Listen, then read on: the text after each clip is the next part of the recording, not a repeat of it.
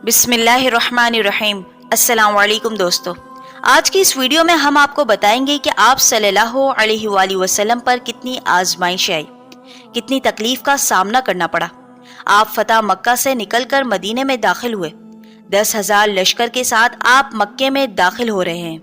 जिस शहर में आप पैदा हुए, जिस शहर से आपको रुसवा होकर निकाला गया, तकलीफ देकर, 2 बेटियों को तलाक देकर, घर में कचरा फेंक कर, सर पर ऊंट की गलाजत डालकर, एक रिवायत में आता है कि गले में फंदा डालकर खींचा गया तो आपकी आंखें बाहर आ गई।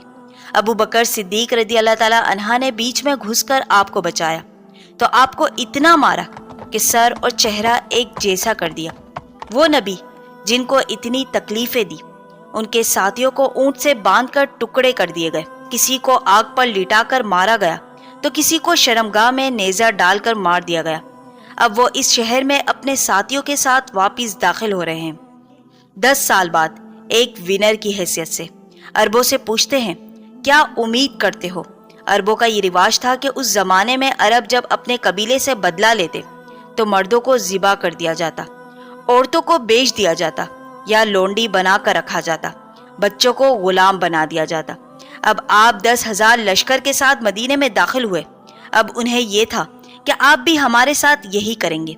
जब पूछा गया क्या उम्मीद करते हो तो अरबों ने कहा, वही उम्मीद करते हैं जो यूसुफ के भाइयों ने यूसुफ से की थी, माफी।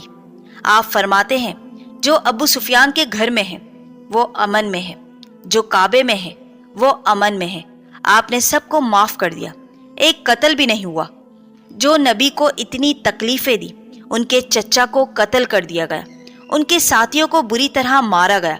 इस दौर में आपने एक मिसाल कायम की। ताइफ में नबी करीम सल्लल्लाहु अलैहि वसल्लम जाते हैं, इस्लाम की दावत देते हैं। लोग पत्थर मारते हैं, इतने मारते हैं कि ज़ैद बिन हारिस फरमाते हैं कि हम खेत में जाकर बैठे तो आपकी जूतियाँ खून की वजह से चिपक गई थी। इतने में जिब्राइल अलैहिस्सलाम आसमान से उतरते हैं, अपने साथ एक और फरिश्ते को लाते और कहते, ए नबी, ये जिबाल है, आसमानों का फरिश्ता। ताइफ 2 पहाड़ों के बीच में बसा है, अगर आप हुक्म दे तो 2 पहाड़ों को एक झटके में मिला देगा। आप कहते, नहीं, मैं लोगों के लिए जहमत नहीं बनाकर आया, रहमत बनाकर भेजा गया हूँ। मैं उम्मीद करता हूँ उनकी नस्लें ईमान लाएंगी। जंगे ओहद में एक काफिर ने नबी करीम सल्लल्लाहु अलैहि वसल्लम को पत्थर मारा, जो आपके दांत मुबारक और चेहरे मुबारक पर लगा। आपके दांत शहीद हो गए और 2 कड़ियां आपके गालों में धंस गई। आप जमीन पर गिर गए। साद बिन अबी वकास और चंद सहाबा आपके अतराफ में हैं। आपके चेहरे मुबारक से खून जा रहा है।